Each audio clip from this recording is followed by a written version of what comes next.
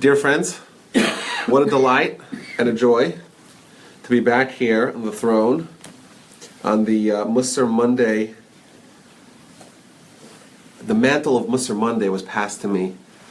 And last week we talked about Emunah, and we dipped our toe into the vast ocean that is Emunah. And I got so excited about it, and had so much joy and pleasure and delight with what we did last week, that really what I want to do, I want to commandeer the seat. I want to do a hostile takeover. I want to overthrow the government. I want to have a bloodless coup, and I want to take over Mussar Monday. My brother's out of town. He's in New York, and as a result, he comes back. We're gonna say, I'm sorry, we'll just take it from you. I took it from you. And the reason why I feel like I need to take it from him is because it's such a vast subject. And last week we spent the time just trying to frame what are the borders of the subject. What's how expansive is it? How pervasive is Emunah in Jewish life? And the answer is that it's everything. The Talmud says, if you want to distill all of Torah, all the mitzvos, 613 into one core underlying principle, v'tzadik be'emunaso yechia. A tzaddik lives with emunah. With that sentence, that three-word sentence, you could encapsulate and capture all of Torah. So obviously, what that means is that when someone shakes a lulav on the holiday of Sukkot, or someone sends away the mother bird when they want to take the baby, or someone who observes Shabbos, or someone who doesn't break the bone in the Pesach offering, or any one of the hundreds of mitzvos, the real underlying change and transformation is emunah. So obviously, this is not a midah that is cut and dried. Let's say we could kind of discuss it in a half hour and cover it from top to bottom. By definition, really, anytime we're talking about anything involved with Jewish life and growth, we're talking about a variant of emunah. So there's a few ways we could go with this. We could talk about, how, and we raised this question last week, how is it possible to say that every mitzvah has to do with emunah? We made the claim, the Talmud makes the claim, that emunah is pervasive, it covers every aspect of Jewish life. That's a claim that we made. And obviously, you should be asking questions. Rabbi, wait a second, how can we say that emunah covers everything? What about other things? What about other laws and other customs and other traditions and holidays and all these things? What do they have to do with faith, with emunah? That's a very good angle that we could maybe spend a semester on. Another semester we could spend probably is maybe even a whole lifetime on how do we accomplish it. How do we get emunah?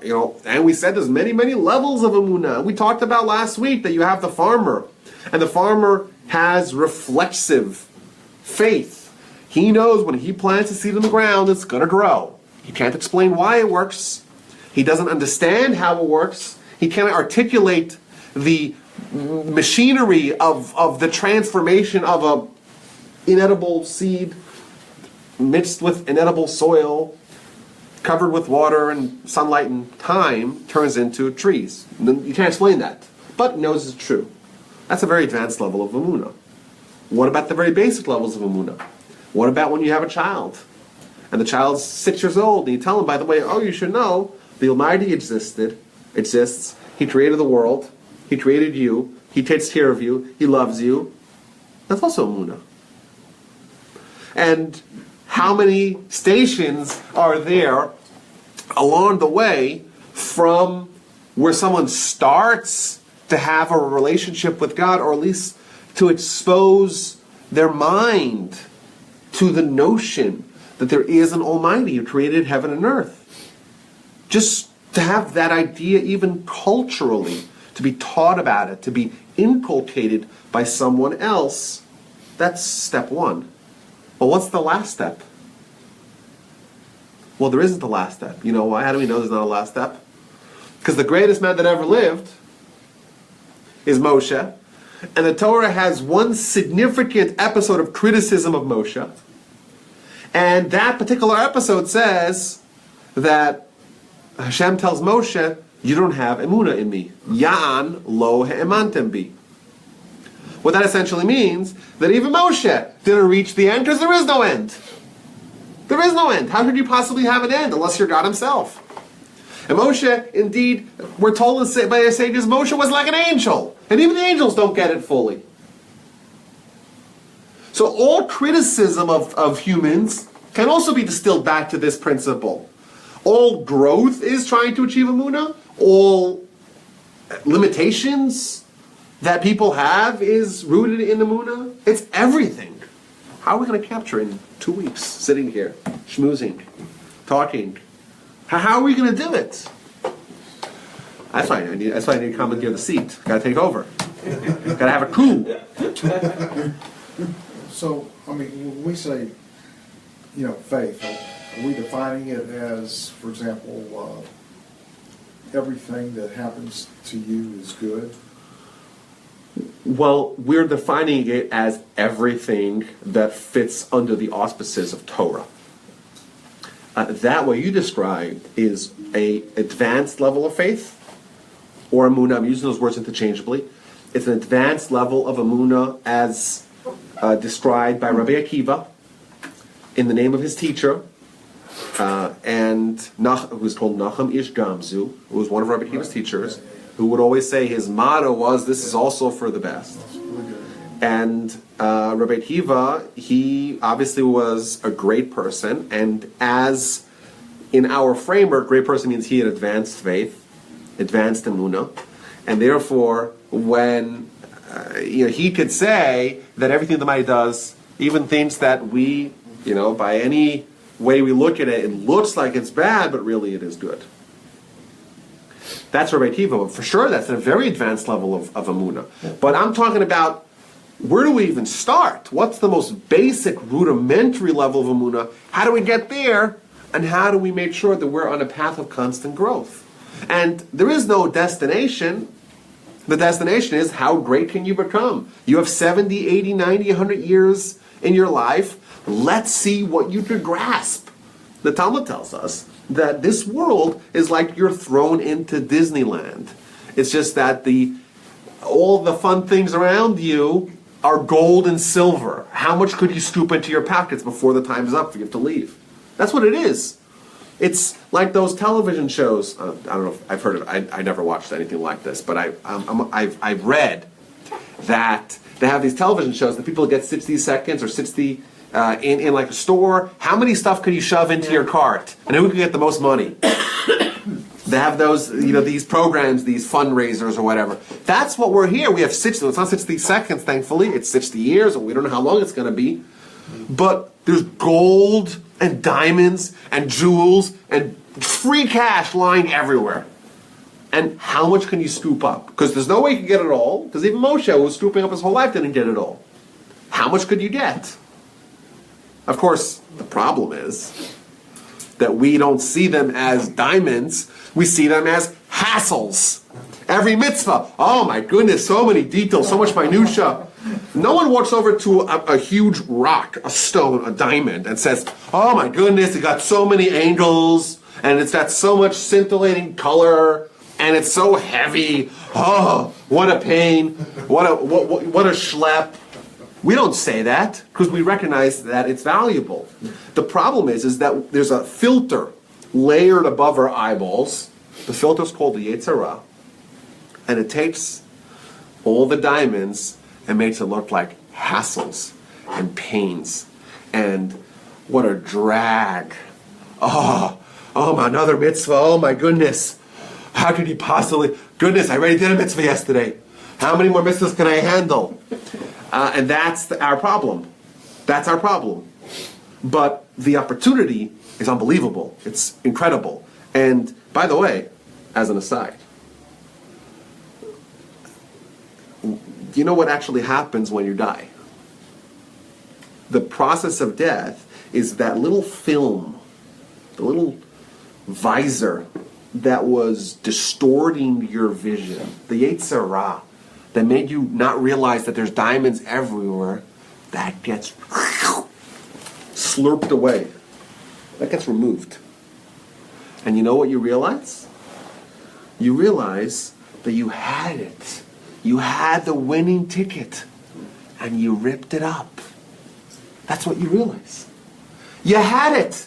You had your dream. All your dreams you could possibly fantasize about. It was there in your hands.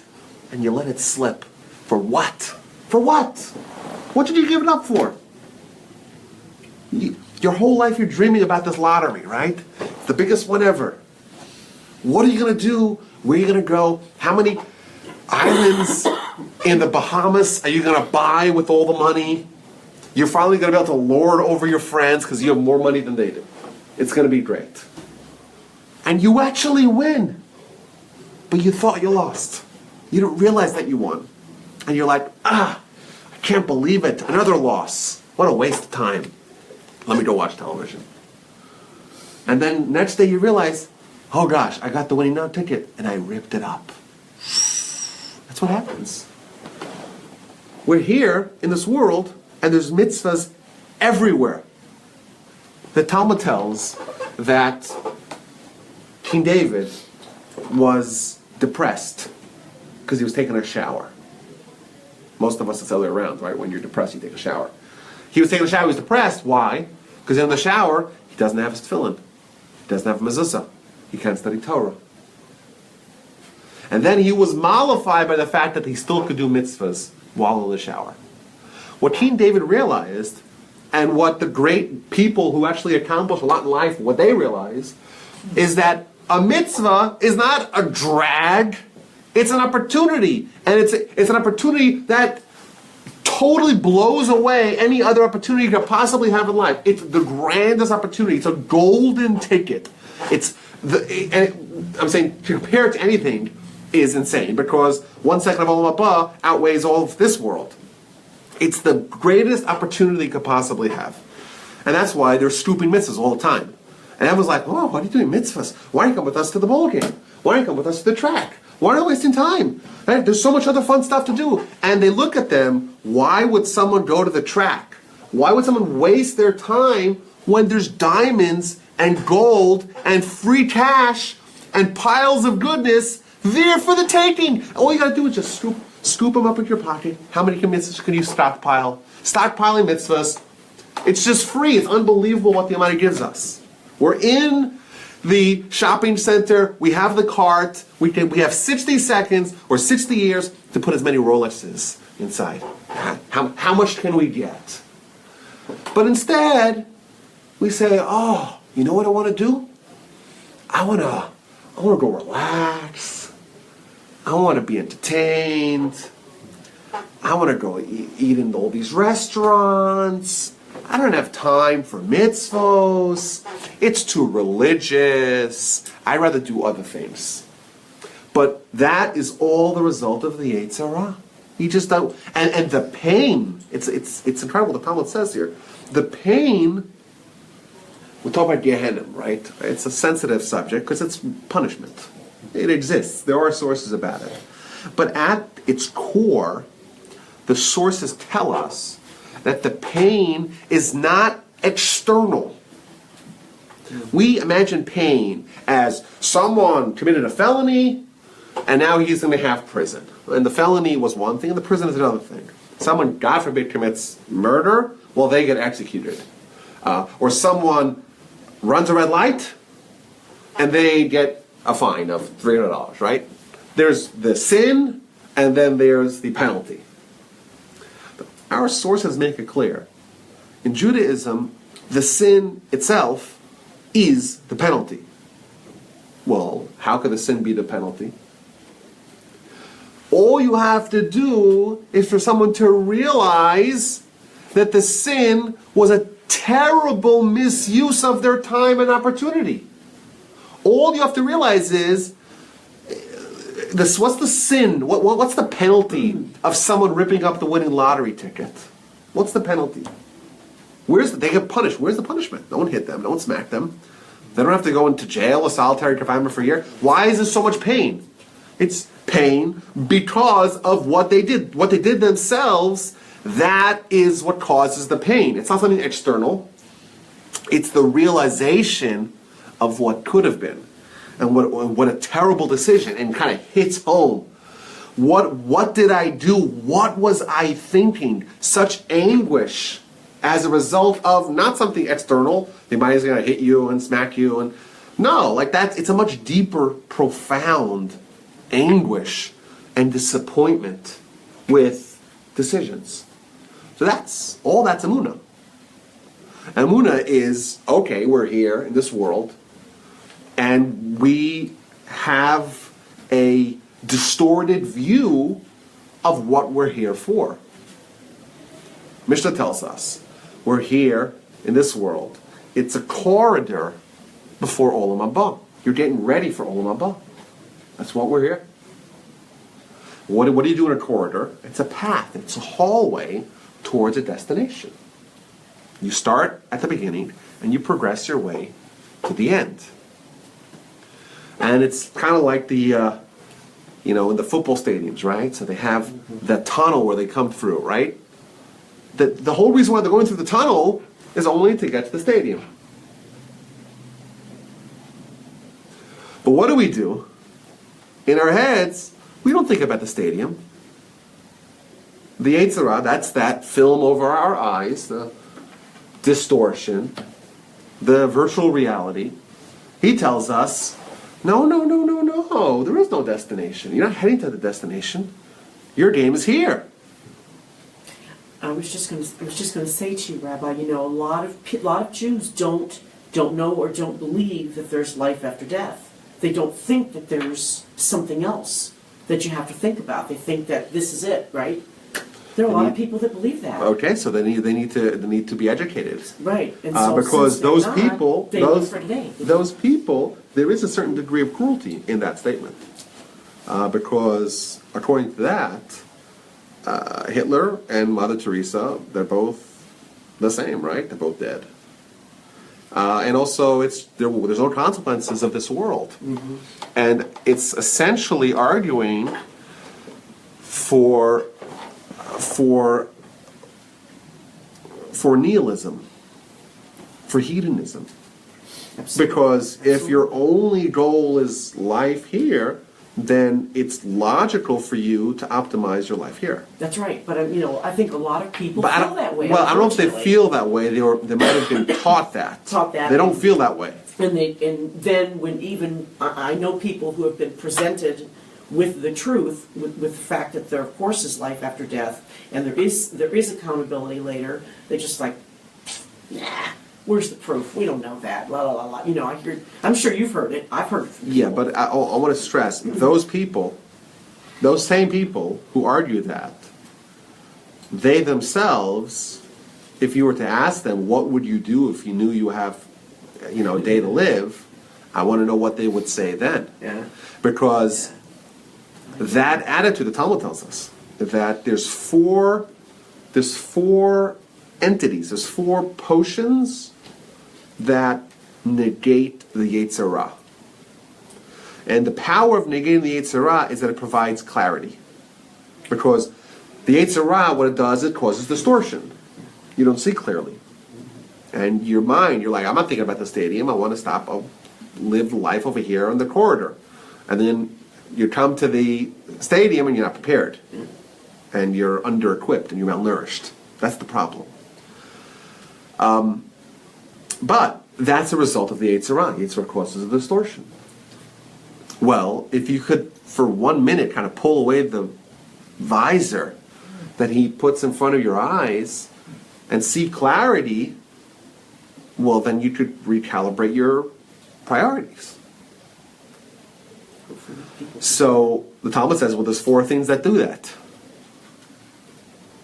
And one of them is to remember the day of death.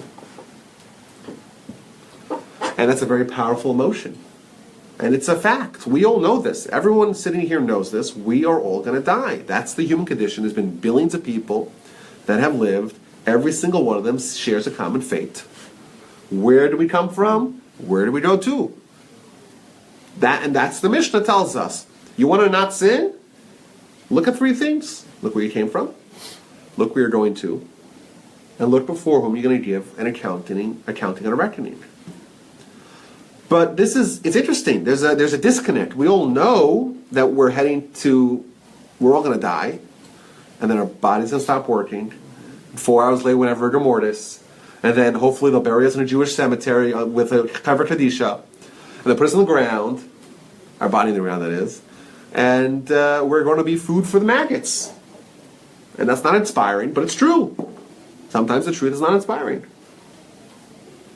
But it's a very powerful thought, because it puts life in perspective. You realize that your ambition and drive and investment in a world that's steadily depreciating. You're in a world here, you know that your life, your experience in this world, there's a shelf life. It's not going to last forever. You're investing in something temporary. If you're investing in the corridor, it's in something temporary. And that's a very powerful recognition. And even if you don't think about Olam Haba, forget about Olam Haba for a second. Think about this world. We don't know what's happening after we die. Forget about that for a second. Let's not even look at the evidence. But do we know what's going to happen before we die? We're going to live. And what happens when we die? We're going to die. That we all agree on.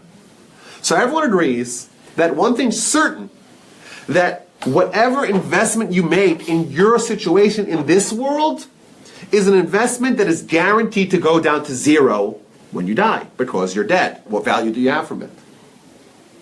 So regardless of whether or not you think about Olam Haba and the eternal life, and forget about that. What's certain, what's incontrovertible, is that whatever you stockpile for this world has zero value for you once you're dead. Now, it does have some value. You could kick it back to your kids. You could, it does for sure. But for you, it ends when you die. You think about that. It's a very powerful thought. You can't take it with you. Yeah. That's right. You can't take it with you. It's a very sobering thought, and that really puts life in perspective. And the Yetzer Hara, whose whole goal is to say, look at this world, man. Look at this world. Just don't think about the future. Right? It's all about here and now. It's all about your body, this world. Forget about anything else. That's what the Yetzer Hara does, and that creates distortion. You're not thinking about mitzvahs. Why would I do a mitzvah? What does the mitzvah do to help my situation here? The answer does nothing to improve your situation here. It doesn't improve your situation here. A mitzvah is investment for the stadium. It's for Olam Haba. That's what it is. And you're stockpiling the gold. That's what a mitzvah is. Yetzer Hara says, why would you want to do a mitzvah? How does a mitzvah help you here? Show me someone who was able to take a mitzvah to the bank and use it as a down payment. Show me someone. It doesn't exist. That's what the Yetzer Hara tells him. You know what you do? How do you respond? How do you get a moment of clarity? You say, well, wait a minute. I'm going to die? Is that fair? We all know we're going to die? Remind him the day of death, says the Talmud in Brachos 5a. Because when you remind him the day of death, all his powers dissipate. Everything just fizzles away. Like a little smoke. So powerful. Like a little firecracker. It's so loud and so bright, and then it's just nothing. A little wisp of smoke. That's what happens to the Yetzer Hara. Because you're showing him, you're demonstrating with absolute clarity that his arguments and his investor advice is for sure guaranteed to go back to zero. That's certain. We can argue about Olam Haba. That's fine. That's a good argument to have. But what we know is that he's selling you a bag of goods. Because he's telling you to invest in this world, and what's the end? It's just more food for the worms and maggots. It's not inspiring, but it could change your life. Because it's a moment of clarity, and you have an opportunity to build again your worldview. Go ahead. So why are we supposed to make the world a better place? Well, how do you make the world a better place? By doing mitzvahs. It's exactly the same thing. The world is messed up because the Yetzer Hara is everywhere. No one's fighting no one's resisting. Everyone's capitulating.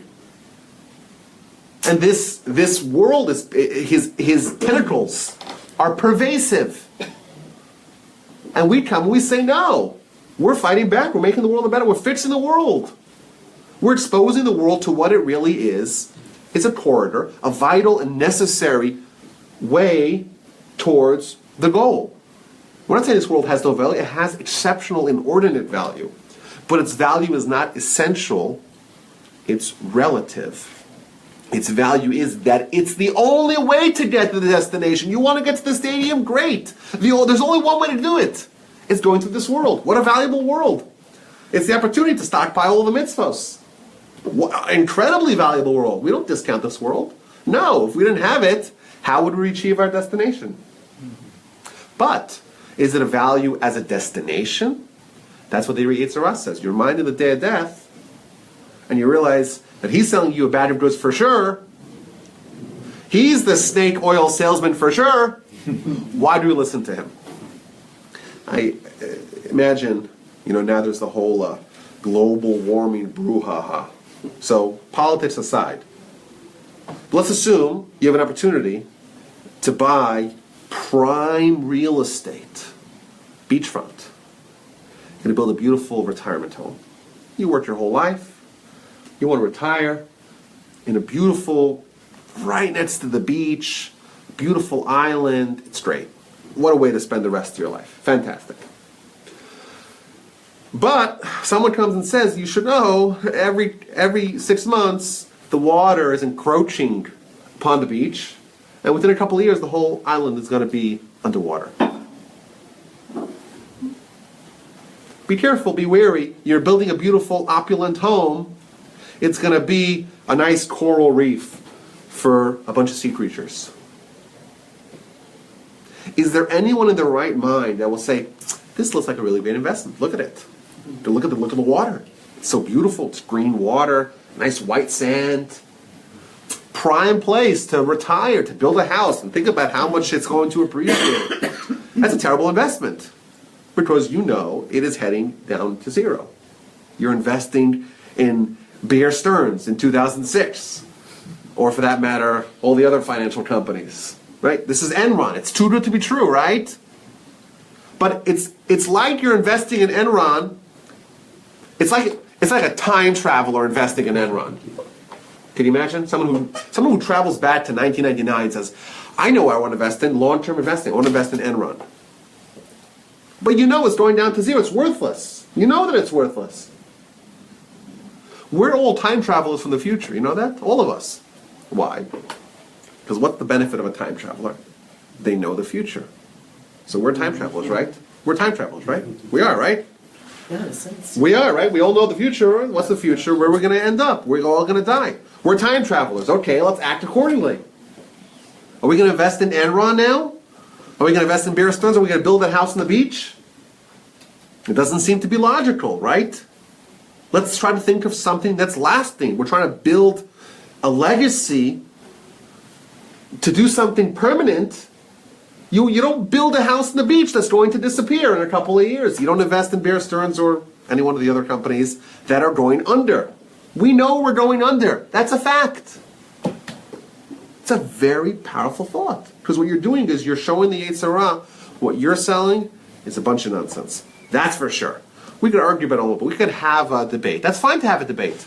But let's put things, let's know what we can agree upon. What we have evidence to support.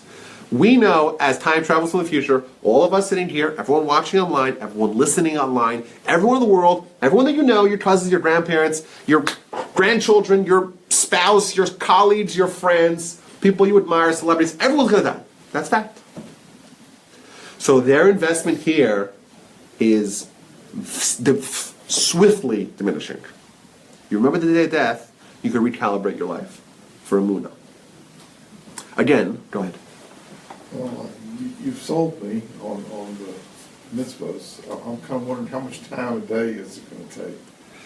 How much time you got? Well, It's opportunities. That's what the Talmud says. Chatov, chatov. Just grab as much as you say can. An hour would be a lot. Well, why not 24 hours? Well, it would be nice if you could incorporate it into your, daily living. Do you know that the people, the tzaddikim, were obsessed with this question? They were obsessed with the question, how do we do mitzvahs while we sleep? Do you know why they were obsessed with this question? Because they recognized the value. They knew that a mitzvah is free cash money. They knew it was gold and diamonds. How could you possibly sleep if there's such an opportunity available? Therefore, they were obsessed with this question. How do we do mitzvahs while we're sleeping? That sounds to us like it's bizarre, right? How do you do mitzvahs while you're sleeping? You're sleeping, right? And they came up with a solution. They found a solution. It's almost as if they found like a robot to scoop up the diamonds for them, right? And they had a solution. Their solution was, if I do mitzvahs the entirety of the day, I don't stop for a second, and comes nighttime, and I just fall asleep while I'm doing mitzvahs, and then I wake up and start doing mitzvahs right away, I'll tell God, listen, the only reason why I slept was because I needed to sleep. But had I not slept, I would have done mitzvahs. Wouldn't you call that a little bit fanatical, though? Well, fanatical, but think about what it's the opposite. If you realize the opportunity, is it fanatical? Maybe everyone else is fanatical. Right. Don't you think? No. Why not? Everyone else is spending their life investing in something that's guaranteed to go to zero. How is that not fanatical? But he's going to go to zero, too. Well, that's true. His body's going to go to zero, but he's investing to the future. That's the thing. We have two opportunities here. We have an opportunity to invest in a permanent self, and we have an opportunity to invest in our temporary self. Both of them are available for us. We can invest in the corridor, and we can invest in the stadium. The Yetzer Hara says, choose one and neglect the other. Choose this world and neglect Olam Haba. Choose everything that involves your body and neglect and ignore everything that involves your soul. That's the problem. The problem is that there's an opportunity cost. What the Yetzer Hara is telling you is to choose one and abandon the other. So yes, of course, everyone's body is going down to zero, but everyone's soul lives forever. That's precisely the point. If our soul didn't live forever, then it would be a wash. Our soul does live forever, and thus, at the same time, we have an opportunity to choose permanent or tertiary, ephemeral or eternal. That's our choice. It can be both, right? I mean, you can, it's like try to take care of yourself so you can do more mitzvahs. And that's actually a secret. The secret is, this is an interesting thing you bring up. Because people say, you know what I'll do? Rabbi, you convinced me. That's what people say. Rabbi, I give and you convinced me. It's logical. You're just speaking like a good financial advisor for the soul. Fine. You know what I'll do? I'll suffer in this world.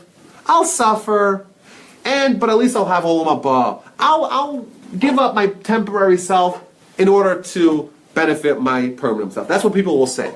The truth is, and this is the secret, and this is the coup, the truth is that you're not giving up anything. The people that live for Olam Haba, they're the people that have more meaning in this life as well. It's not that they're forfeiting one world to embrace the other world. Maybe that's what it seems like. That's what the Yetzer Hara tries to delude them into believing. But the truth is that they actually have more pleasure here as well. It's a total win-win. They're the people that are thinking about the future. It's like the delayed gratification, right? Why would someone become a neurosurgeon, spend 12 years not making anything, paying into the system? It's crazy. Well, the answer is you think long term, right? But think about it. What's the experience of the one guy flipping burgers in McDonald's? I'm getting paid every week. It's amazing. Look at this guy. He's working. Yeah. He's slaving away, and he has to pay. It's insane. Why would someone do that? The answer is that, well, not only do they have a brighter future, but even their present is much more meaningful. Someone says, I can observe Shabbos, and I'll have Olam Haba, or I could desecrate Shabbos, right? That's a question, right? And it's the classic body-soul paradox. You got to make a choice, right? It's the classic question, am I investing in this world, investing in Olam Haba? Shabbos, we're told, Shabbos is me'ain Olam Haba. Shabbos is a little dose of Olam Haba. Clearly, Shabbos is connected to the idea of Olam Haba. It's a separate question, right? We've spoken about this in the past, right? But I want to tell you a secret. Who actually enjoys it more? Just the experience, the pleasure, just the physical pleasure, not even Olam Haba, just the pleasure. What's a better experience in the corridor? Someone who's living with a grand vision of meaning, of destiny, of a soul, of tikkun olam, like you said. Someone who's living a meaningful life actually has it better. The delayed gratification is actually more gratifying even while it's being delayed because it's meaningful. The guy who's flipping burgers at McDonald's, he's getting paid every week. But what kind of life is that, right? You know, Rabbi, there's a component to this that I don't think you talked about it last week, but I know I wasn't here in person. The fact that you have to have trust. The trust is really, wouldn't you agree? It's an important component. Trust because in you what? have to trust that there's life after death. You have to trust that doing mitzvot is, and all of that is going to end up in the gratification that you really want versus what the Yetzer Hara is telling us to do. So, you have to have trust is so connected. Well, think about it. It's Trust something. in Hashem. But does it have to be? Does it have to be a dogmatic trust? No, it has to be a positive level. You were talking a minute ago about a guy who says, well, okay, Rabbi, you convinced me, so I'm going to go ahead and suffer. Well, you can't have that attitude. It's got to be a positive attitude. Well, you could have the attitude. I mean, you could, but that's the wrong it's attitude. erroneous. It's the wrong attitude. No, well, it's not the wrong attitude. It's just wrong in reality because you think you're giving up when you're not giving up anything, Yeah. right? It's actually more pleasurable. But wouldn't you think? Trust okay, is important. let's assume that trust is important. But first of all, what I try to establish is that logically, you'd rather take the flyer. Right? If you could put the money on the craps table, right? Just throw it up in the air, right? Put it on red, right? That's still better than investing in the beachfront property that's going down to zero. Right? So I'm saying just strictly with what we can prove already, what we already know as time travelers, what we know for sure is that even the doubt of Olam Haba is better than the certainty of the depreciation of this world. Mm-hmm. Yeah, I'm listening to you, and I think we should all reach out to each other, which is very important. And if we do what we're supposed to be doing here, such as following the Ten Commandments and things like that, I really can't explain exactly what the afterworld is. And you know what? No one you can. can't either. No, and you know what? And you know something? Go ahead. But if you listen to a Christian, the afterlife is better than this present life. Mm-hmm. That's not only Christian. That's a Jewish belief. It comes from Judaism anyway. So, I'm not sure. well, Okay. okay. So there's a lot of sources about that. Yeah, that's something you believe. Well, okay, but there's also it's not just like I said, it's I not. believe it is. I don't know. That's fair, but the belief in the afterlife is not just something that we take as a matter of dogma. That's important because it's actually logical, or at least the framework of it is actually logical once certain things are accepted. Like for example, like once you accept that God exists, right? If that's let's assume that's accepted already, right? I'm just saying not in this particular instance, but I'm saying just there is the idea of a certain domino effect, right? Once we assume God existed, we can already assume that there is some purpose, right? That's just that's And implied. We have a choice of doing right or wrong. Right. So there are entire books written about once you establish one part of a certain logical structure, logical edifice, once you establish God, well, automatically, even though you're not saying it, but implied is that you're accepting the notion of meaning. Because if an intelligent person, a person doesn't do something grand without a purpose, certainly not a much greater intelligence doesn't do something much grander without a purpose.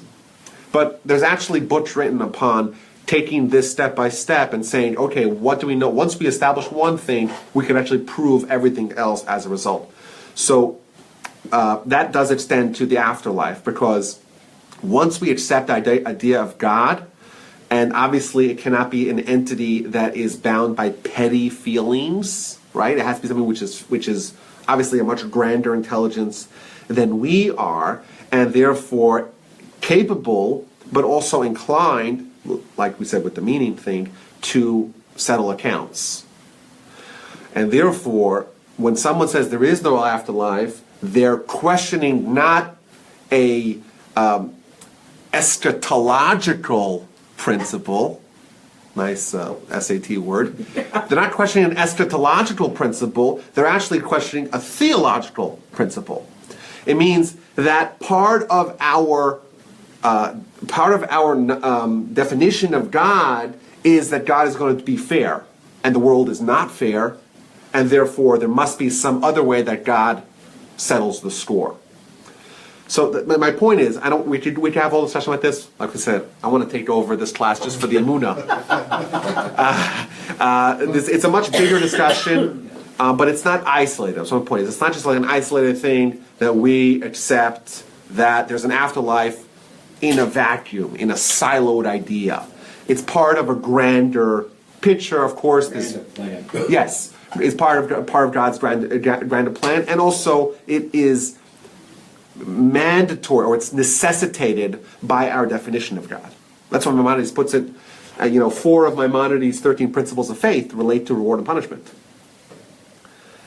because obviously, if it's a principle of faith, it must be related to core. It's not just something which is ancillary to the model. It's core to the model. And therefore, what he's essentially saying is that God mandates Torah, Torah mandates reward and punishment.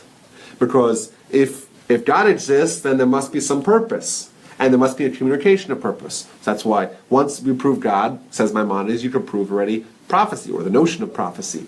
And prophecy, obviously, that Torah is prophecy, God telling us how he wants us to behave.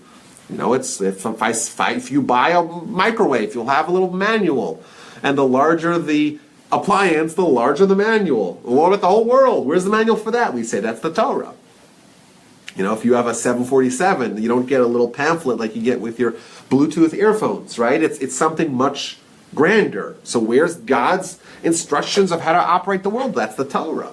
But that's almost assumed. Once you buy a vacuum cleaner, you're already assuming, for sure, that the intelligent creator of the vacuum cleaner put in it a manual. You want to operate a vacuum cleaner, you plug it in, right? Still, right? There's a manual, right?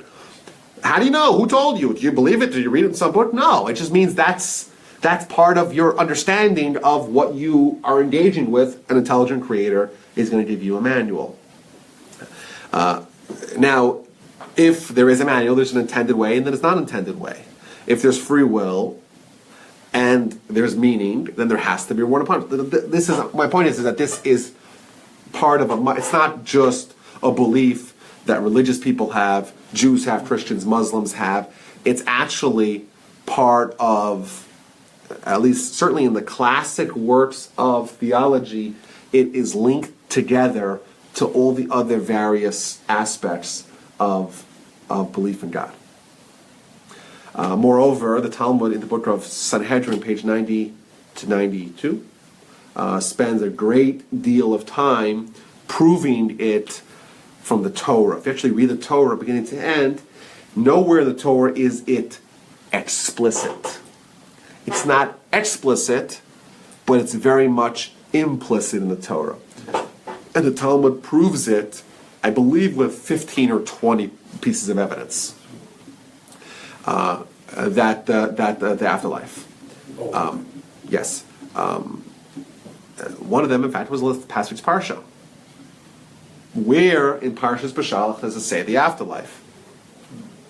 I don't know. Well, what happened to Parshas Bashalach? They leave Egypt, and they split the sea, and they have the song, and they have a few mitzvahs afterwards. Okay, well, where does it say anything about splitting the sea?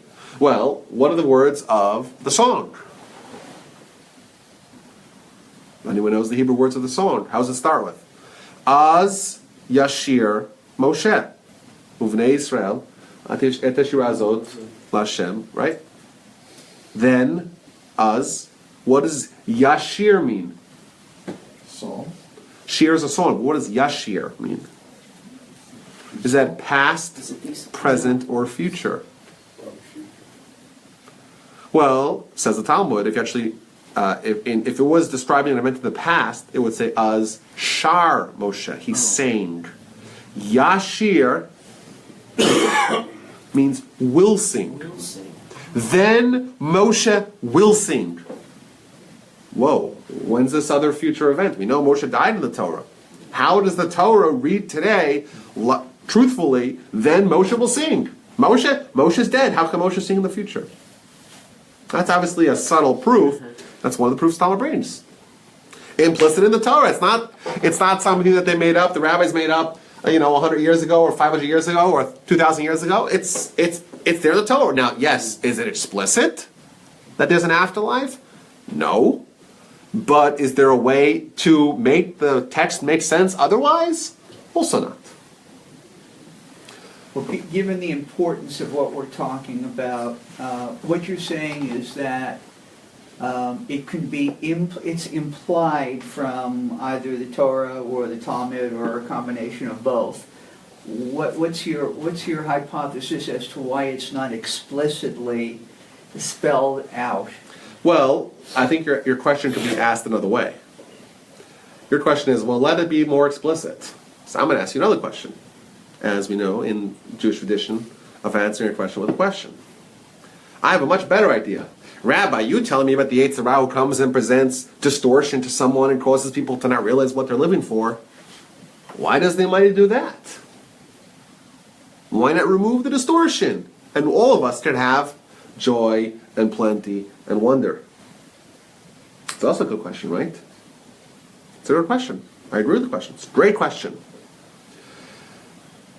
Now, the truth is, why do we have to have life to begin with, right? The Almighty could put us in a bed and intravenously just give us doses of pleasure, and we could all be sitting there strung up and just totally absorbing greatest pleasure, right? It's another question, right? You can just see everyone just all wired up on both arms, just basking in joy and delight and pleasure. I don't know how long I can take that. Oh, it'll be so fantastic. Well, that's another good question. And the answer is because God wants to make it meaningful. This is, if you ever heard the term bread of shame, that's a little code word for this idea, is that God deliberately chose to make us matter. Angels don't matter. Animals don't matter. Sorry if you have pets, they don't matter. Okay? Your pet helps you, it matters. But it itself doesn't matter, because you know why? The only thing that matters is somebody that can choose. And who can choose? Humans and God. That's it. Angels can choose, animals can choose, plants can choose. Only man, created in the image of God, can choose, and thus man and God are the only things that matter. Because otherwise there's no variables. If it's no variables, it doesn't matter. We matter. And you say, well, why should we matter? Let the Almighty spell it out. And you know what happens? He spells it out. And there's a lot of ways to make us not matter. Well, one way is to remove the Yetzer Hara. Because then who's not going to scoop up the diamonds? Everyone's going to scoop up the diamonds. So we lose our choice. We don't matter. If the Almighty describes Olam Haba in vivid detail, you know what else happens? We lose our free will. It has to be fuzzy. It has to be kind of, you have to think about it. Only then does the Yetzer Hara wield any power over us. Let's say every time someone sinned. Imagine every time someone sinned, they felt a jolt as if they stuck their finger into the outlet. Well, who would sin? If the Almighty really wants me to stop sinning, let him show me with a bolt of lightning. The answer is that no, that's not the way God wants. God wants us to matter.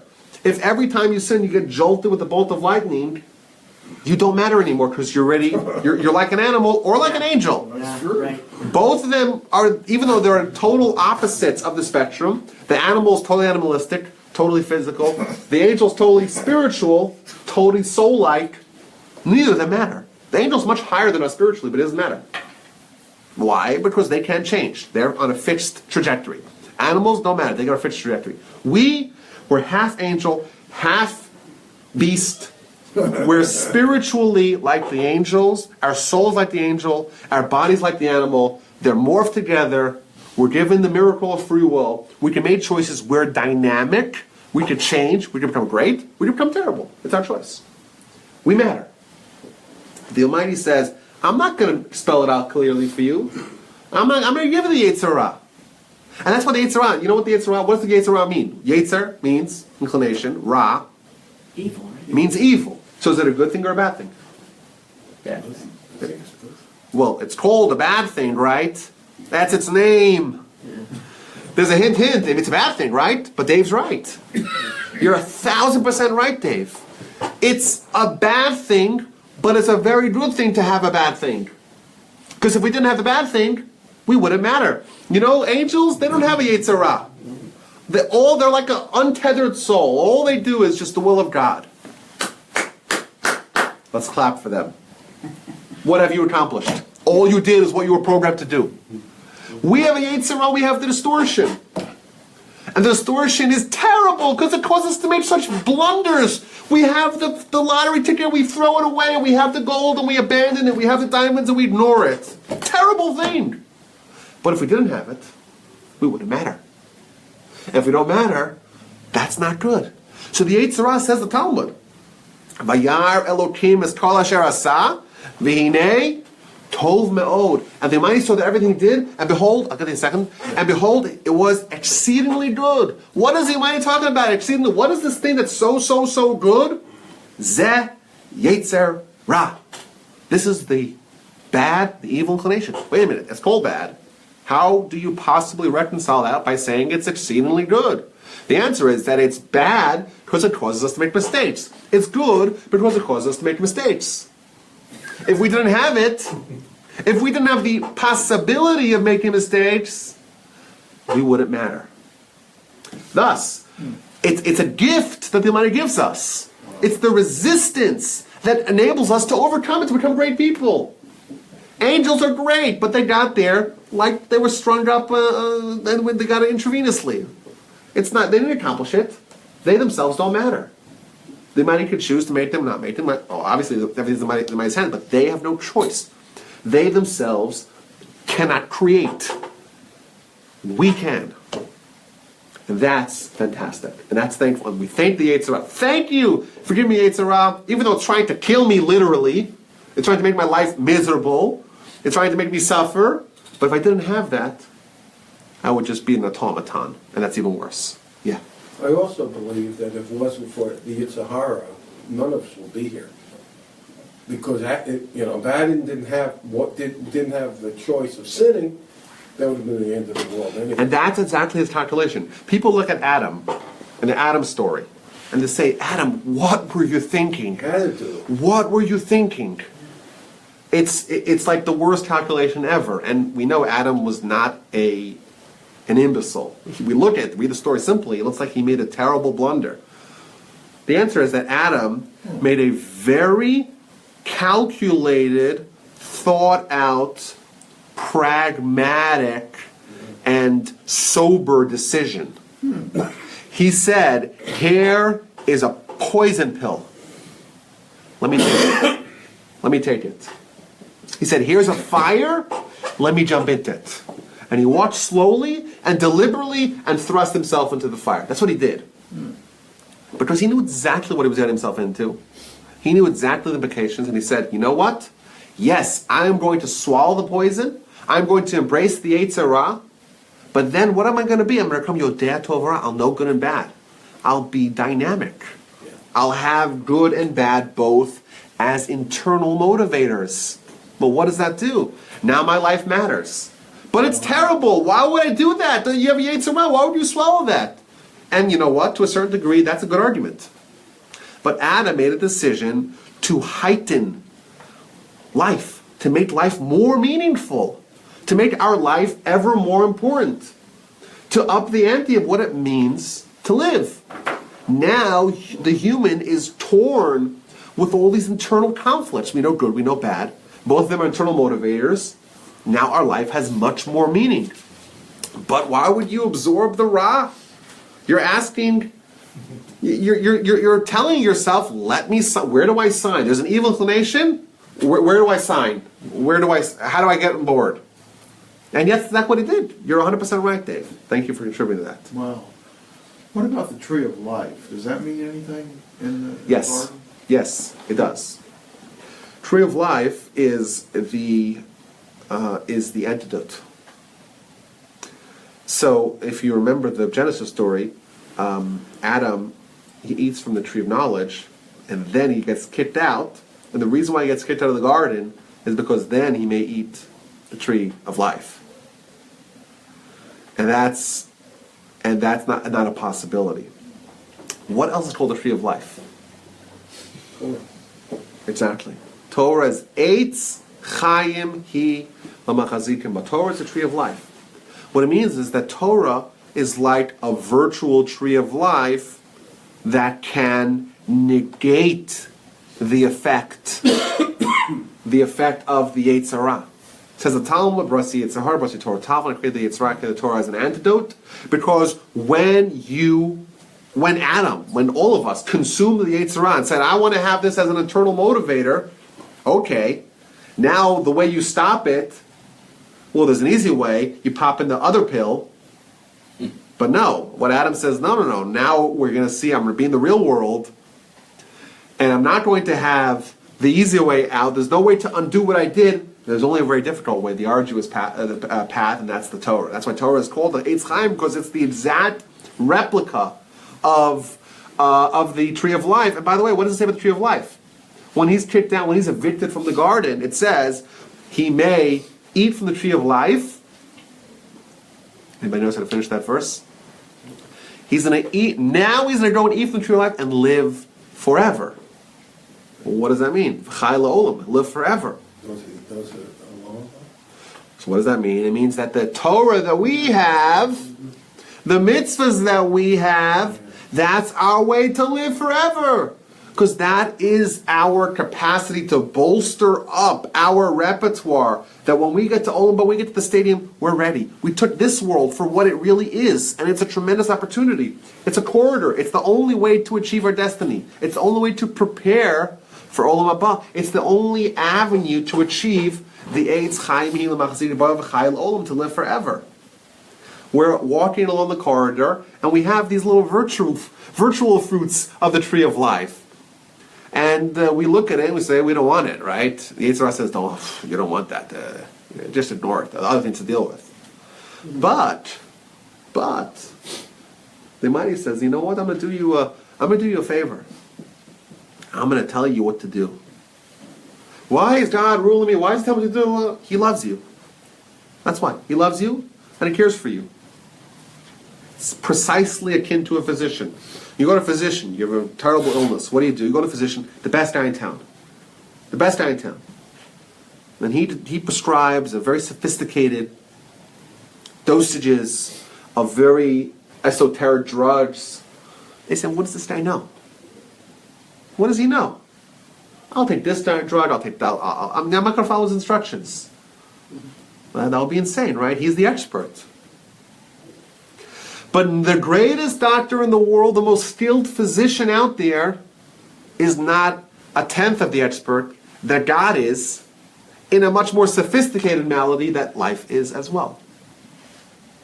And the Almighty says, I'll give you the precise measurements, everything you need to know, like those seniors, that they have that huge little vials with this you take at Sunday in the morning. The pill boxes. The pill boxes. Yeah. And every hour they've always, and as they get older, the pill boxes get bigger, and they get at more regular intervals, and they get deeper. Right? Yeah. That's what the Torah is.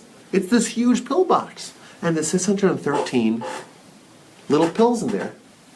And each pill, it's all perfectly crafted. FDA approved.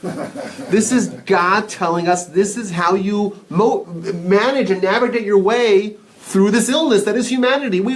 Adam did something terrible. He absorbed an illness for all of us. We're suffering because of his decision. We're ill now. But, the man says, I have a tree of life for you. I have the perfect antidote, the perfect recipe for you to resolve your malady, to remedy your illness. And we say, this one? I don't like this one. Not for me. This pill? It's kind of a little too green. I don't know. What does it do? We kind of look at it. You examine the little capsule, open it, smell it. Doesn't smell like anything. I don't need this one. And we start throwing out ones. We don't realize what their function is. Either way, as we could see, we didn't even get to anything I planned to talk about tonight. What's a typical Wolbe class? I didn't even open up my iPad. Wow, yeah. I haven't even started. So we need another week. I need another like year or something. We need another class, right? Keep going. Well, I tell you, I'm convinced though. I really am. Well, thank you. I'm inspired. I had planned. Let's tell you what I wanted to talk about. I had planned to talk about. Well, I'll tell you something interesting. This week's parsha. Parshas Yisro. Talks about Yisro, and we read about Yisro comes and he's the guy from corporate, and says, "I'm going to do this cost-saving measures. I'm going to make it more efficient. I'm going to make this hierarchy. I'm going to make it scalable." Right? That's what he comes in and says. Well, Moshe, you're the Supreme Court, and then there's every 1,000 people has one guy in charge. Every 10 people, every 50 people, 100. Fine, great. That's the first half of the parsha. Second half of the parsha is Ten Commandments. This week's parsha, Ten Commandments, chapter 20 of Exodus. And you read the Ten Commandments, and everyone knows them, and it's the core underpinning of Judeo-Christian values. And everyone knows it. It's right. It's the Ten Commandments, right? And you read the first one. I am the Lord your God who took you out of the land of Egypt. Pretty straightforward. What's that? That's Emunah, faith in God. And what does it mean? It just knows some truism. This is God exists. He took us out of the land of Egypt, i.e., he's involved with us in our day-to-day lives. Great. Don't have any other foreign gods. And you read all the Ten Commandments, and what's the last one? Thou shalt not covet. Don't covet your neighbor's wife, his house, his car, his bank account, his animal, his ox, his donkey, his garment. Don't covet anything of your fellow. And the question is, the Torah is obviously reasonable, and it doesn't make unreasonable demands from us. And it seems like, up to the last one at least, it's reasonable. And then it says, don't covet. And what that's telling us is, don't have a desire. It doesn't say, when you covet your neighbor's wife, don't commandeer her. Or when you covet your neighbor's house, don't come and offer to buy it or steal it. That's not what it says. It says don't even desire it. Yeah, Well, how's that fair? pretty tough. Are we in control of our desires? Can we oversee what we covet and what we don't? So there's a famous commentary of the Ibn Ezra, Rabbi Abraham Ibn Ezra, one of the early Rishonim, Sephardic Rishonim, and he writes like this. He says there's a thread that is going through a continuum from the beginning of the Ten Commandments to the end of the Ten Commandments. Ten Commandments is a condensed version of all of Torah. Rabbi Saadia Gaon, one of the Gaonim, preceded Ibn Ezra, he wrote a famous poem in which he delineated the Ten Commandments and how all 613 mitzvos are categorized within these 10 principles. So it's a really highly concentrated version of all of Torah. You want a kind of a little condensed version? Give me the Cliff Notes of Torah, Ten Commandments. Moreover, says the Ibn Ezra, what you're trying to do here, what you're trying to see is kind of where you start and where you end. You start with the idea of faith. God exists. He took you out of the land of Egypt. He's involved. That's kind of in the cognitive realm. Where's the end game? Where does this end? Where does this bring us towards? What about once we go through the entirety of the Torah? Where do we end up? Your heart. Thou shalt not covet.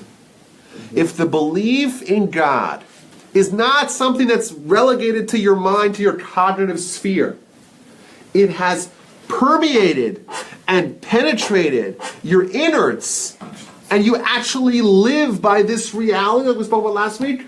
A tzaddik lives with Emunah, something that becomes reflexive, intuitive, instinctual. That's the end game. The end game of Emunah, of faith, is that it's not an idea, it's a way of life. A tzaddik lives with Emunah.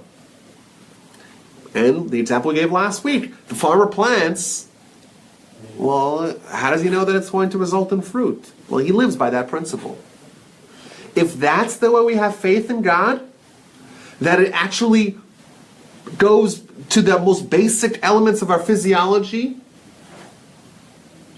we'll know that God is really micromanaging everything, and He gives everyone what they need to accomplish their goal.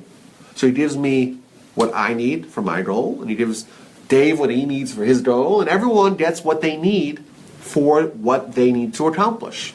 And that's why the tzaddikim, they don't negate even the most minor things. Jacob, he's missing a few little jars. Jacob's one of the wealthiest people in the world. But he left a few jars across the other side of the river. These little empty, half-empty corn jars. He goes back and gets it. Says the Talmud. Do you know why? Because tzaddikim, they value their money like they value their life. Whoa, what? How do you value money like you value life? The answer is that they view their life and their money as the same. Both of them are tools to achieve Olam Haba. We're here in this corridor. Everything in the corridor is tools to accomplish my end goal, which is Olam Haba. Thus, my life and my money. Well, which money? Is it only the $1,000 denominations, the $10,000? No, everything. Little pencil carvings. Well, maybe not quite that, but a few little vials. You leave it on the side. You value it. That's what it means to be a tzaddik. A tzaddik is someone who realizes that everything's from God. But he also realizes that what the neighbor has, that was given to him by God, to him and not to me, because it's not mine, it's not for me. I don't even desire it at all. Why would I want someone else's stuff? When I realize intuitively that that is his and not mine. And it could penetrate to such a degree that it actually affects the way we interface with the world. We're not even going to desire something. It's unimaginable to us. It's like, do you desire that you grow wings and start squawking around like a bird? Is that something you even desire? No, that's not even within the realm of reality for you, right? You don't even think about it. If your Emunah becomes so palpable, so rudimentary, so basic in your life, that's the end game of Torah. That's after the Ten Commandments, after all of Torah, that's the result. Where the Emunah is so pervasive that it really changes the way you interact with the world. It becomes a reality. And if it becomes a reality, everything that is outside of that reality is asinine. To covet someone else's stuff, it won't make sense. It's not somebody that's within the realm of possibility. Just like you don't dream about growing wings and flying around like a little bird, you don't even think about it. Why would you even think? Did anyone say, well, you know what? Oh, I really desire this, but how do I stop coveting having wings? No, you don't even think about it. You don't even entertain the possibility. Similarly, once the Emunah becomes, once the thread, so to speak, is done, where does it bring you? Thou shalt not covet. And indeed, that can be demanded of someone. Because the Torah has very high expectations from us. It demands that we convert what begins as an abstract idea, I am the Lord your God, took us out of Egypt, it's an abstract idea, and eventually, over the course of life as a Jew and Torah, it becomes the governing principle, what is given, what is assumed, and everything else becomes tertiary. And thus, the neighbor's wife is something or the neighbor's stuff, that you would never even entertain in a million years to even think about desiring or coveting. It won't even happen. It's not natural for you to think, to want, or desire that. So that's this week's parsha. I wanted to talk about how we actually do this. Maybe we'll have another opportunity to complete it. But this was a lot of fun. I enjoyed this immensely to take over the Mussar Mondays. And it's great to not have to have a script to stick by. It's nice to go a little bit off the prepared remarks and go rogue a little bit. Rabbi Wolbe will be back next week. But please check out my website, RabbiWolbe.com. Almost 500 podcasts in the podcast sphere. Last week, number 2 overall in iTunes. Of the thousands of Jewish podcasts, the one we do together here on Tuesday nights, Jewish History, number 2. Really? Yes, a couple weeks ago was number 1. But everyone, Yeah. please subscribe, rate, and review. I look forward to seeing everyone next time. This was delightful. Thank you. Great class, thanks. Oh, thank you. Is there any one of these books that you would recommend? Library that you talked about? Is there any one that stands out? Mesilat Yesharim, That's the one we're reading on Thursday night and. Path of the Just. Path of the Oh, Just, Path of the Will Just, Upright. yeah. Oh, We're working on If that. you worked on it already, then